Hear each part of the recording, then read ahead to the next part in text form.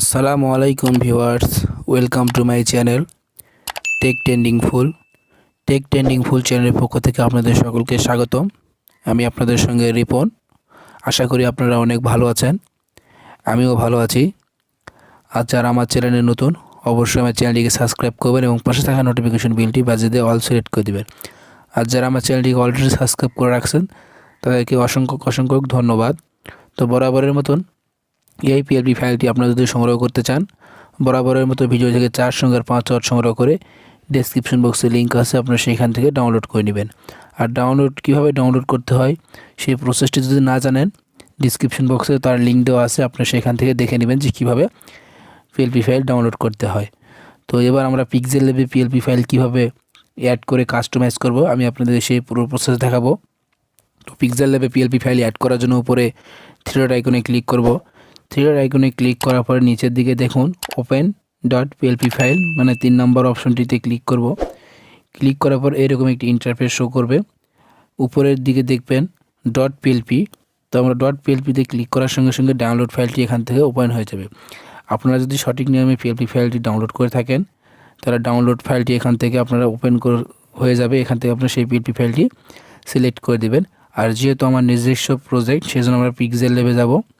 Pixel ল্যাবে যাওয়ার পর আমরা সেই পিএলপি ফাইলটি এখান থেকে আমরা সিলেক্ট করে দেব। সিলেক্ট করে দেওয়ার পর এরকম একটি ইন্টারফেস শো করবে আপনাদের মোবাইল স্ক্রিনে। এখানে আমরা ওপেন অ্যান্ড অ্যাডে ক্লিক করব। ওপেন অ্যান্ড অ্যাডে ক্লিক করার সঙ্গে সঙ্গে এরকম একটি ইন্টারফেস শো করবে। শো করার পরে আমরা একটু ব্যাক করব। ব্যাক করার পরে আপনার এই পিএলপি ফাইলটি এখান থেকে ওপেন হয়ে যাবে। তো এখানে 2টা জিনিস চেঞ্জ করলেই অলরেডি হয়ে যাবে, 3টা জিনিস চেঞ্জ করলেই হয়ে যাবে। এক ছবি, নাম এবং এই যে পাশে আপনার এইটা চেঞ্জ করলেই হয়ে যাবে। তো প্রথমে আমি ছবি চেঞ্জ করে দেখাবো। তো ছবি চেঞ্জ করার জন্য অবশ্যই ব্যাকগ্রাউন্ড চেঞ্জ করা একটি ফটো আপনাদেরকে রাখতে হবে। আর আপনারা যদি না জানেন যে কীভাবে ব্যাকগ্রাউন্ড চেঞ্জ করতে হয়, ডেসক্রিপশন বক্সে তারও লিঙ্ক আছে, আপনারা দেখে নেবেন যে কীভাবে ব্যাকগ্রাউন্ড চেঞ্জ করতে হয়। তো এবার আমরা ব্যাকগ্রাউন্ড চেঞ্জ করে একটি ফটো অ্যাড করব। অ্যাড করার জন্য উপরে প্লাস আইকনে ক্লিক করব। ফ্রম গ্যালারিতে ক্লিক করে ব্যাকগ্রাউন্ড চেঞ্জ করা একটি ফটো আমরা এখান থেকে অ্যাড করব। ব্যাকগ্রাউন্ড চেঞ্জ করে একটি ফটো নিয়ে আসলাম ভিউয়ার্স। এখান থেকে আপনারা ছবিটি ছোট বড় করে নিতে পারেন এবং ছবির পজিশন অনুযায়ী আপনারা ছবিটি ঠিক করে নেবেন। নেওয়ার পরে আমরা ছবিটি একটু ছোট বড় করে নিয়ে ঠিক এখানে বসিয়ে দেব। দেওয়ার পরে উপরে লেয়ার অপশনে ক্লিক করব। উপরে লেয়ার অপশনে ক্লিক করে ছবিটির উপর ট্যাপ করে ধরে থেকে ছবিটি আমরা নিচের দিকে নিয়ে আসবো ভিউয়ার্স। ছবিটি আমরা আগের ছবিটি যেখানে আছে ঠিক আমরা ছবিটি সেখানে নিয়ে যাব। নিয়ে যাওয়ার পর আগের ছবিটি আমরা ডিলিট করে দেব।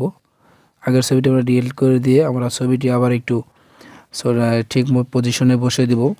দেওয়ার পরে আমরা এবার নাম চেঞ্জ করব। নাম চেঞ্জ করার জন্য নামের উপরে ডবল ক্লিক করে এখান থেকে আপনারা যেই নামটি দিবেন সেই নামটি এখান থেকে আপনারা সিলেক্ট করে দিবেন। এখান থেকে আপনারা সেই নামটি দিয়ে দিবেন। দেওয়ার পরে আমরা ওকেতে ক্লিক করব। চাইলে আপনার লেখার কালার চেঞ্জ করতে পারেন, আরও ছোট বড় করে নিতে পারেন।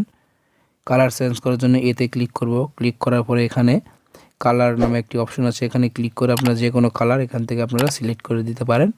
তো আমি এই কালারটি দিলাম। দেওয়ার পরে সঙ্গে এই পাশে দেখুন তো আছে ইউটিউব কন্টেন্ট ক্রিয়েটর।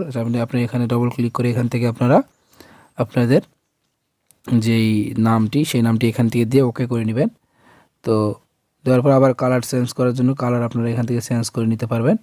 তো বরাবরের মতো এই পিএলপি ফাইলটি ডাউনলোড করার জন্য ভিডিও থেকে 4 সংখ্যার 5 ওয়াট সংগ্রহ করে ডেসক্রিপশন বক্সে লিঙ্ক আছে, আপনি সেখান থেকে ডাউনলোড করে নেবেন। আর আপনারা যদি না জানেন কীভাবে ডাউনলোড করতে হয় তারও লিঙ্ক আছে, আপনার সেই ডেসক্রিপশন বক্সে আপনারা দেখে নেবেন। তো এবার আমরা এই পিএলপি ফাইলটি সেভ করার জন্য উপরে সেভ আইকনে ক্লিক করব। সেভ অ্যাজ ইমেজে ক্লিক করব। ক্লিক করার পরে আপনাদের সামনে এরকম একটি ইন্টারফেস শো করবে। কাস্টমের পাশে দেখুন একটা টির আইকন আছে, এখানে আমরা ক্লিক করব।